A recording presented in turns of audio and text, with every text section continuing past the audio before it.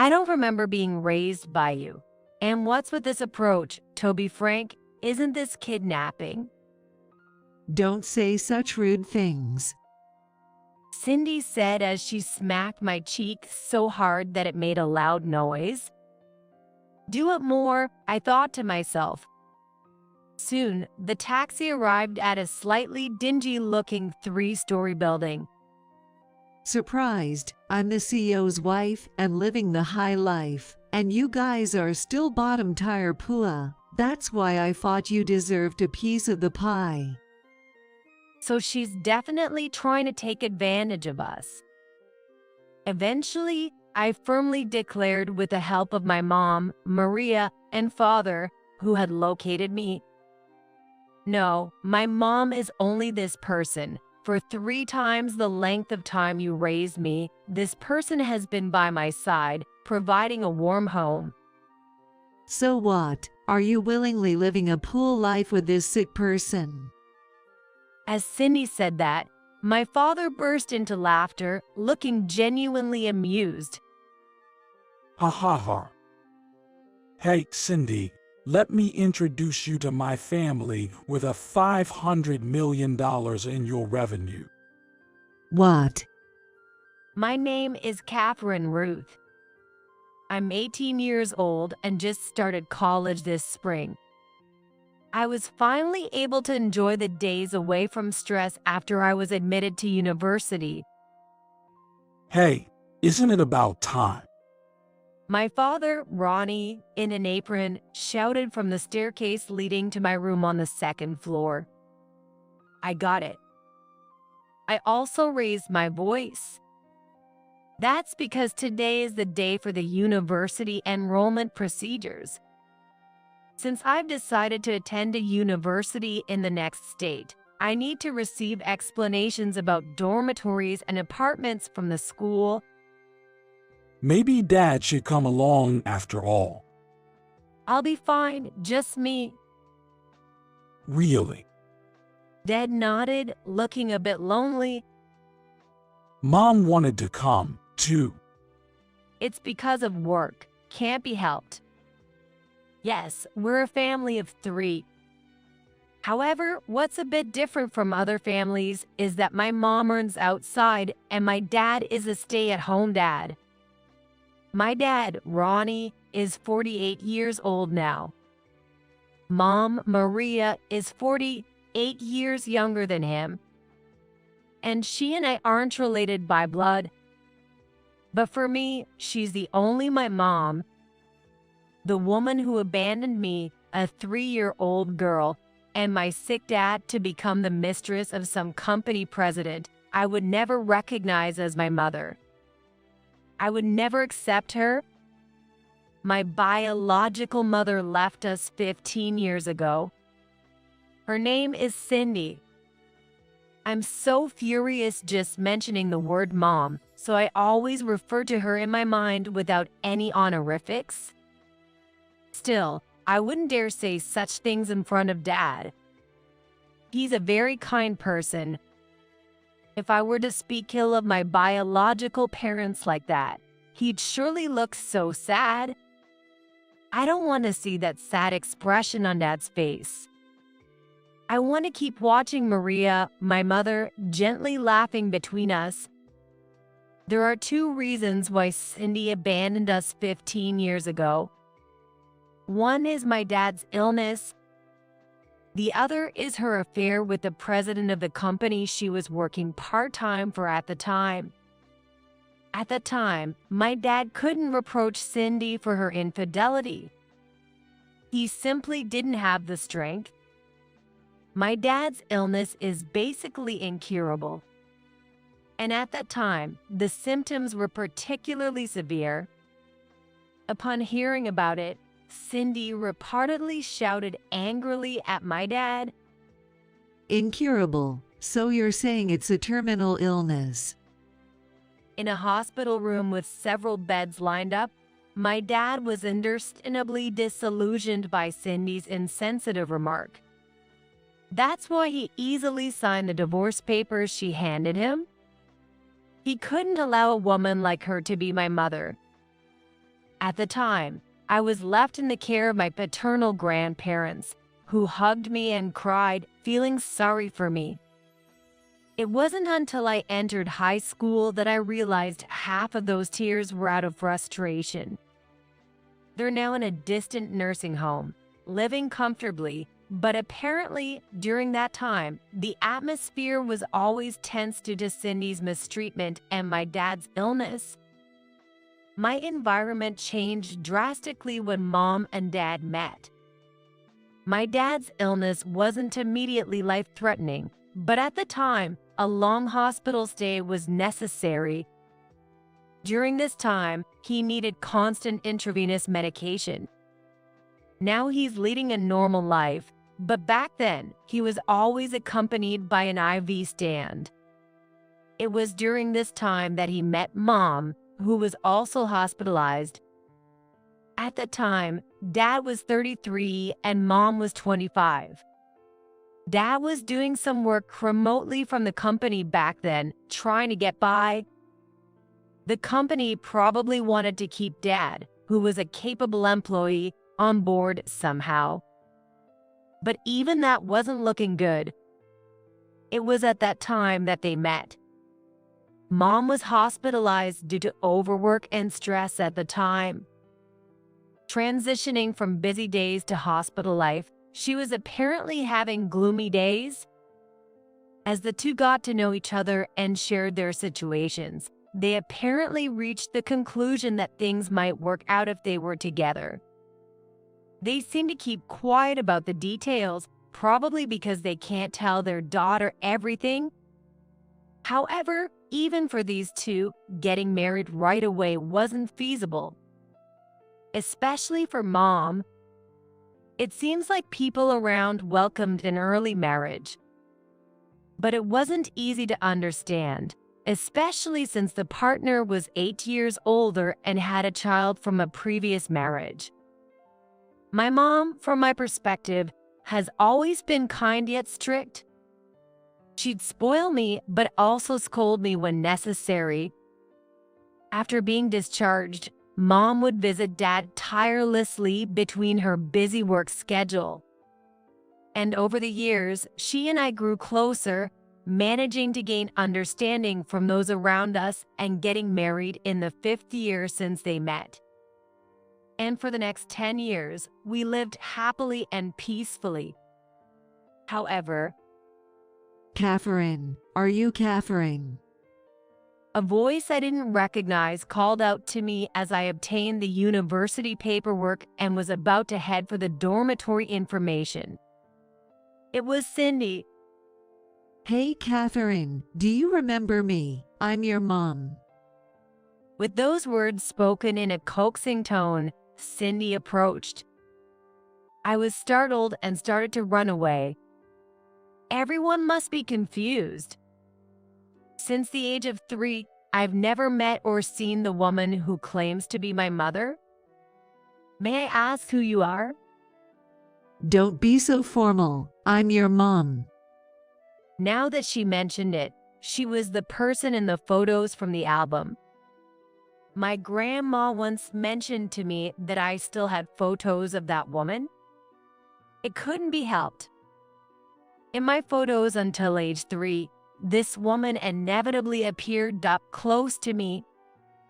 Dad probably endured seeing her because he didn't want to throw away my photos. By the way, I heard the kind reason from Mom herself. Unfortunately, I don't know you. What, are you angry because I didn't come to see you? With a wry smile, Cindy approached slowly. If you follow strangers, my family will be angry. Don't say such cold things. Saying that, Cindy reached out her hand, so I hurriedly shook it off and went back home. I heard humming as I opened the door to the apartment. My dad was preparing meals in the kitchen. Every single day, Dad would think of dishes that Mom and I liked and cook them. But I wanted to settle this matter before Mom came back. Dad. I rushed into the kitchen, flustered. Oh, Catherine, what's wrong? You look pale. And you're earlier than expected. Oh, Yeah, I'll talk about the dorm later. As I sat down at the dining kitchen table, Dad gave me some water, and then I said this.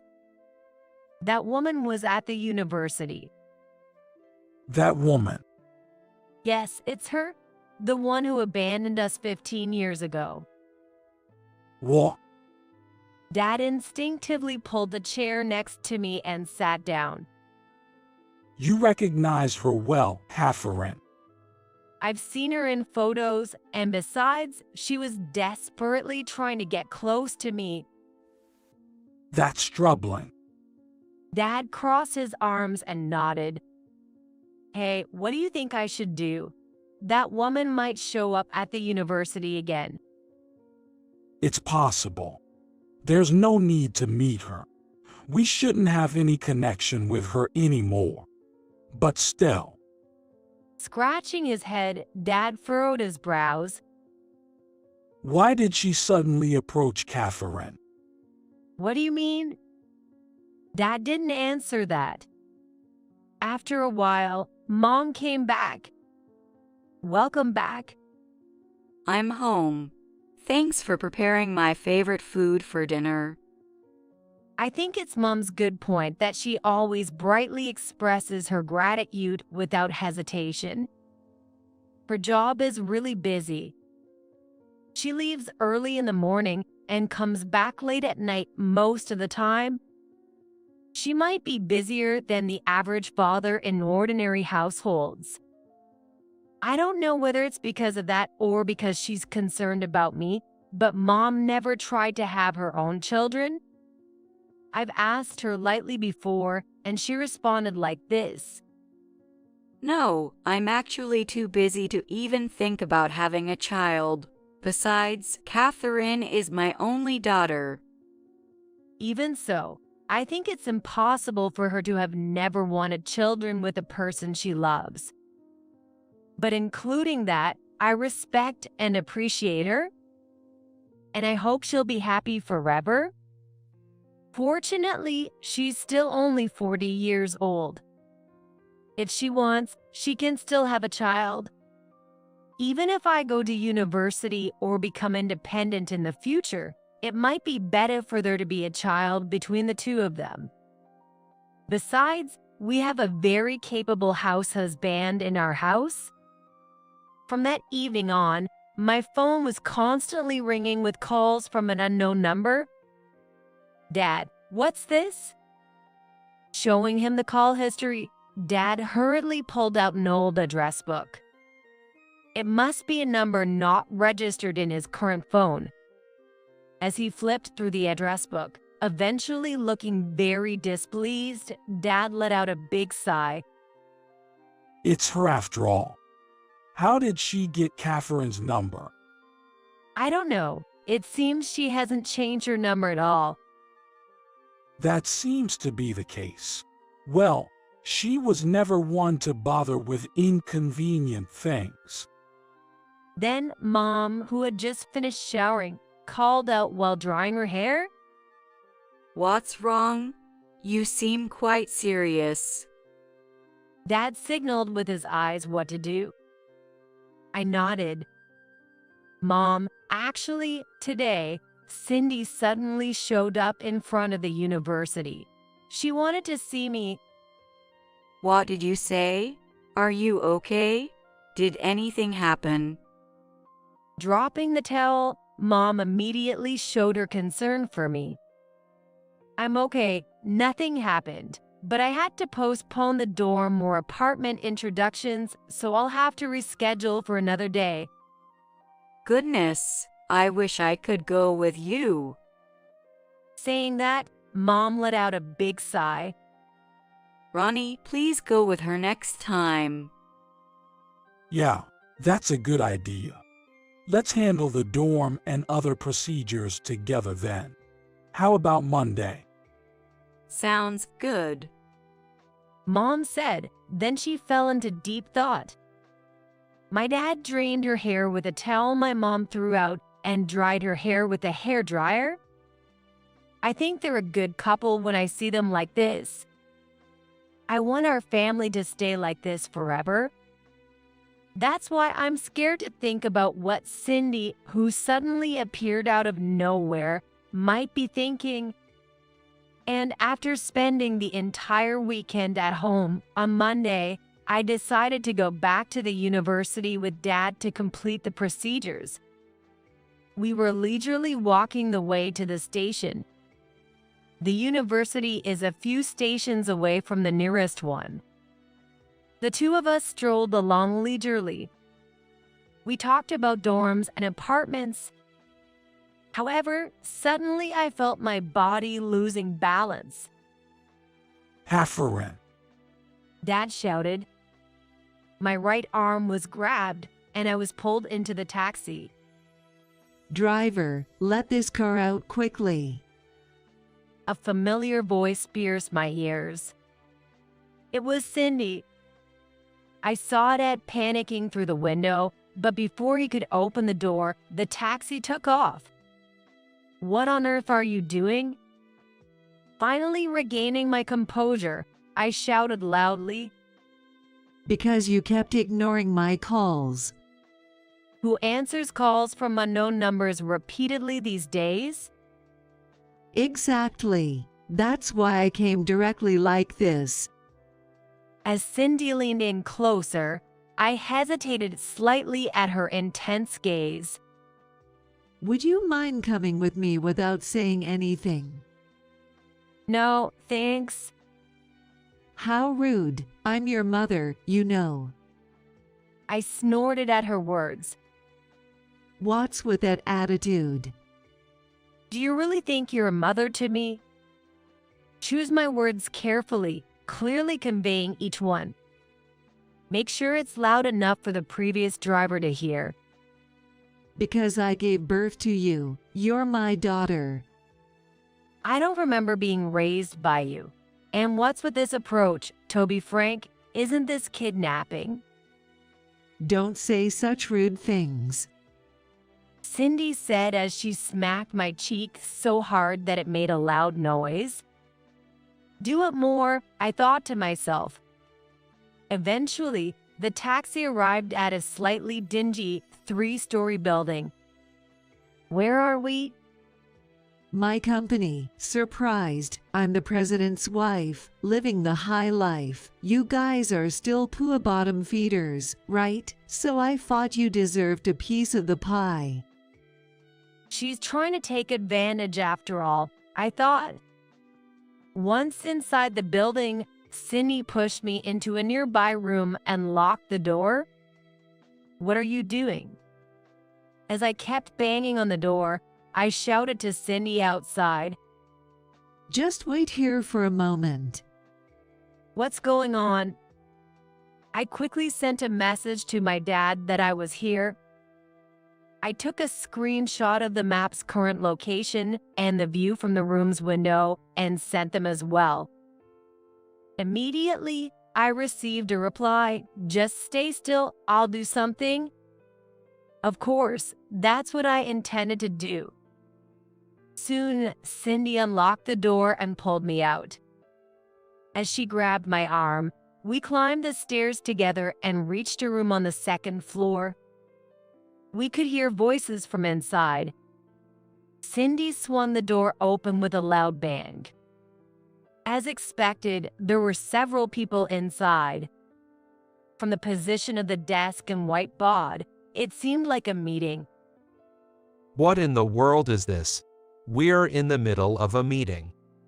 Among them, a younger-looking man with glasses stood up and approached us. Cindy also pulled me inside as she entered. What do you mean, Edward? I think I have the right to participate in a meeting to decide the future direction of the company as his wife. We didn't call for you.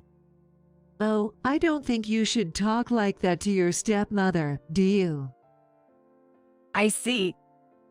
So basically, this guy Edward with the glasses is the president's son. But the white bod has something written about the next management policy or something. And the president himself isn't here. What does that mean? You're just the old man's second wife. Besides, you've been involved with him since my mother was around. What kind of stepmother are you? That's right. After the president passed away, there should have been discussions after the funeral about what comes next. Cindy, what on earth are you doing here all of a sudden? Oh, acting all high and mighty, just because you used to be my boss.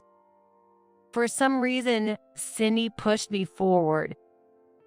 Hey, Edward, the girl who's like your stepsister is struggling to pay for university. Can't you spare a little money for her tuition? What? I was taken aback. Is that why I was brought here? Tuition. Edward's tone changed slightly. Yeah, this girl is my real daughter. Just turned 18. She's just started university, living in poverty with her sick father. So, if you have any intention of supporting this girl even a little bit, couldn't you allocate a bit more of his estate to me? I looked at Edward's face. I could easily sense his discomfort. All right, it's time for me to speak up. What are you talking about? I haven't heard anything about this. What are you saying? But it's true. I was suddenly brought here. Suddenly. Edward latched onto my words. That's right. Suddenly, I was trying to go to the dormitory procedure with my dad, not the university procedure. So, university procedures are already done, including tuition. Yes, exactly. Edward glanced at Cindy. She seemed puzzled, as if she sensed something odd. Edward continued to ask me. So, why are you here, and how did you get here? By taxi. I have no business here myself. I was forced to come here by this person. Shut up. With that, Cindy slapped the other cheek this time. What a powerful hand. My cheeks were stinging. Doesn't this person know how to take it easy? Anyway, I thought I'd try to buy some time. My dad, whom I contacted, and probably my mom too, will take some action. Until now, I had to somehow extract as much information as possible from these people. I see. You really don't know anything, huh? Edward started. I'm the son of the former president of this company. I'm technically supposed to be the president from this fiscal year. So, are you my stepsister? No, I don't feel that way at all. I said firmly. I was abandoned by this person when I was 3 years old, along with my sick father. At that moment, I felt the surrounding air turn cold all at once. Of course, all eyes were on Cindy. Why is she so thoughtless? Does she think I'm still the same 3-year-old from when we parted ways? Does she think I, now a university student, would just obey her words out of fear? Perhaps those 15 years don't exist in her mind. I remember it well. You've only called us once, haven't you? I remember what you said then. What did I say? You said the same thing to me just now, that you're the president's wife and living the high life while we're just poor folks from the bottom. That's what you said while laughing. I felt the people around us recoil all at once. Did she really say something like that? When was it? Well, you mentioned living the high life, so that means you got remarried, right? I had no idea about that. I think it was about 10 years ago. Going off to university means you were still in elementary school back then. Were you really told such terrible things at such a young age? Yes, I nodded. But by that time, her words weren't really that big of a deal anymore. And then it happened. There was a flurry of people running into the company building. Catherine, are you okay? Catherine, are you all right? Where are you? I could hear the loud voices of my dad and mom. Then there were several pairs of footsteps following them. I poked my head out into the hallway and shouted, "Over here, Dad, Mom." Relying on my voice, they rushed down the stairs and the hallway even faster. Catherine, With a clack, they opened the door. You're safe, Catherine. Thank goodness. My mom exclaimed as she flew into my arms. Oh my goodness. We were so worried. I'm fine, just got slapped on both cheeks. Oh, slapped twice, huh? Someone behind my parents stared at my face intently and aimed a camera. A quick picture, please. I stuck my face out firmly for him. My cheeks stung from Cindy's slaps, but I made sure to capture it as evidence. Hey, who are you people? Cindy pointed at my parents and yelled, oh, so you've forgotten the face of your ex-husband from 15 years ago. Ronnie, is that you? What's with this lively appearance of yours? What's wrong with being lively? "Well, I see." I guess that's why I couldn't immediately grasp the fact that my dad was with me. Apparently, she genuinely believed that my dad had been bedridden due to illness all this time. You said it was an incurable disease. I'm not cured. It's just that I can live even without being cured. Do you know what remission means? Remission. Apparently, she didn't know it. Remission refers to a temporary relief or disappearance of symptoms. There's a chance of recovery, but the risk of recurrence is high. Yeah, that's why he's not cured. He always have to be careful about his physical condition, take multiple medications regularly, and continue to visit the hospital regularly. So, incurable disease isn't just a lie. Cindy picks up on that remark from my mom. What about you? What are you doing to my daughter? That slap on her cheeks. She's my daughter. I can do whatever I want, can't I? I can't just stay silent there. No, my mother is the only one for me. She's been by my side, providing a warm home for me for 3 times longer than you raised me. So what? Are you willingly living a pool life with this sick person? Ha ha ha. My dad bursts into laughter, seemingly finding it amusing. Hey, Cindy, let me introduce you to my family and the company with an annual revenue of $500 million. Well then, nice to meet you again, Cindy. I'm Maria Ruth, the wife of this person. You abandoned him and our 3-year-old Catherine to become the mistress of another man. I've heard the story, but it's still unbelievable how shameless you are. That's quite an interesting story. I'd like to hear more about it. This time, Edward also gets interested in the conversation. Oh, by the way, Mrs. Ruth, speaking of $500 million in revenue, are you by any chance the president of TL Corporation? Yes, that's right. We should have been doing business with them. My mom flashes a bright smile at everyone except Cindy. Yes, this person who supports our daily lives with such dedication is the president. Since her 20s, she's been entrusted with the major role of being the company's president. The first time she met my dad was when she couldn't bear the heavy burden of the sudden responsibility that fell on her and ended up hospitalized due to the physical and mental strain. My mom was born as the only daughter of the founder's family. However, she lost both her parents in an accident. At the young age of 25, she took over the presidency, but she was truly troubled by the high expectations from those around her and the difficulty of meeting them.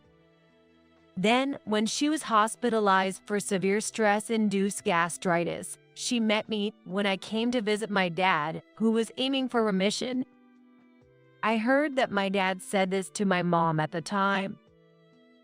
It's important to entrust things you can't do anything about to someone you trust.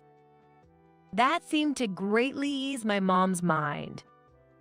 And afterward, amidst the meddling of relatives who kept pushing for matchmaking, she decided to marry her father, who made her feel at ease and natural, where she could even rely on him, despite being tired of the interference.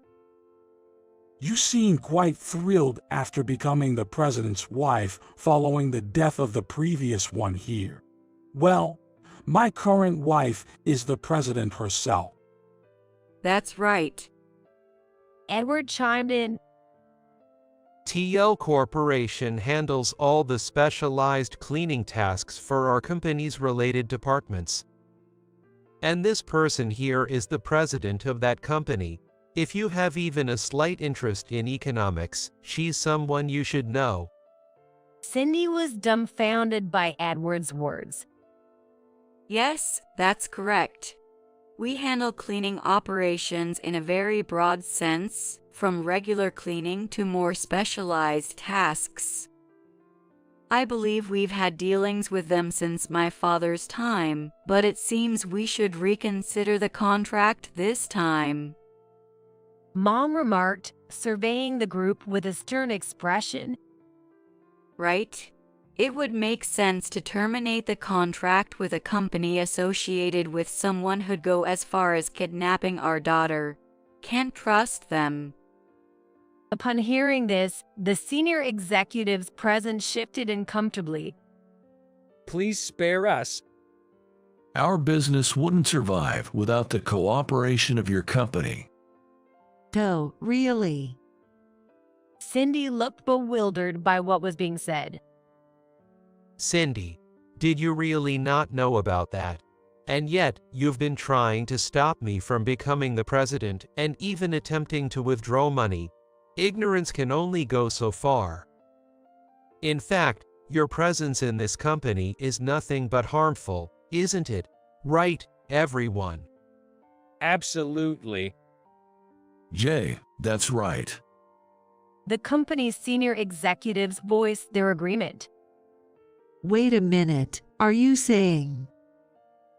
In the first place, didn't we already give you your inheritance from my father's will long ago? What happened to that money? Are you suggesting that you've spent it all in such a manner, or was it originally some kind of debt? Edward pressed further. You must have used it for something, right?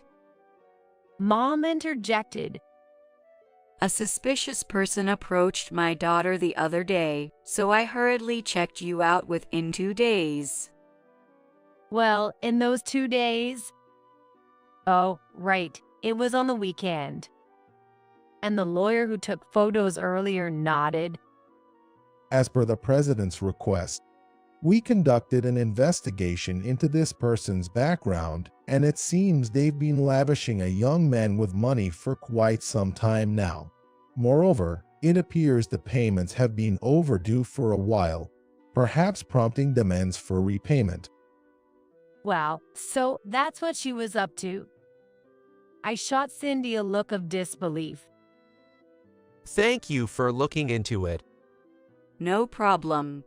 It's not good to have someone with serious issues like that involved with our business partners. Sure, any harm to such companies should be dealt with as soon as possible.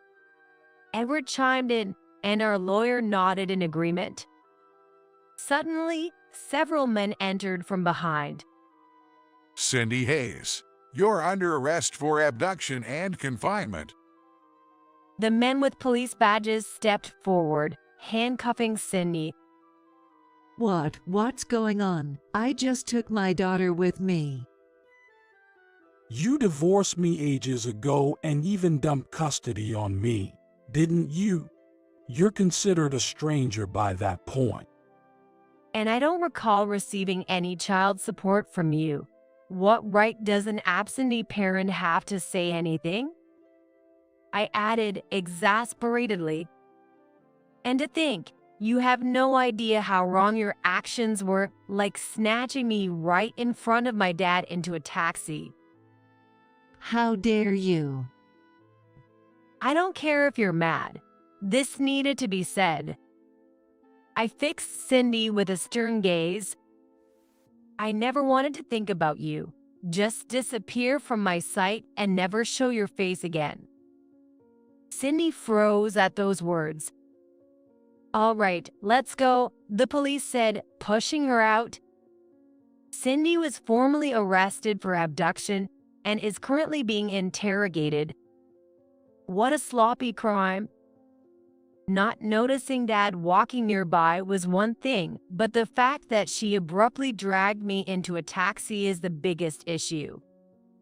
Inside the car, I had a conversation that wasn't of my own volition, emphasizing that I currently have no feelings towards her.